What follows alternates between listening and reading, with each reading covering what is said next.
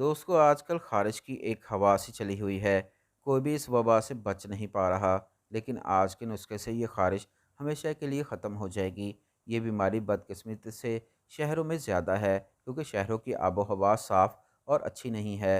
Pollution, गाड़ियों का धुआं, जगह जगह मिट्टी, हवा में गंदे फासद मादे मुख्तलिफ बीमारियों को फैलाने का सबब बन रहे हैं। ये ख़ारिश की वबा भी इसी सिलसिले की एक कड़ी है। आइए अब नुस्खा देखते हैं। करना क्या है, आपने आपने नीम लेनी है। पुराने लोग तो नीम के फ़ायदे अच्छी तरह से जानते हैं। नीम की तासीर ठंडी होती है। इसके अलावा इसके और भी बहुत ज़्यादा फ़ायदे हैं। नीम आपने लेनी है। इसे हमने ऐसे बना लेना है जैसे हम पुदीने की चटनी बनाते हैं।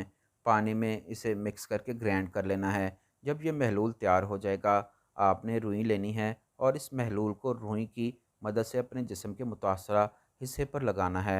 और याद रहे, रुई जो एक दफ़ा इस्तेमाल कर लेनी है, वो दोबारा इस्तेमाल नहीं करनी, क्योंकि इसका साइड इफ़ेक्ट या उल्टा ही रिएक्शन हो सकता है।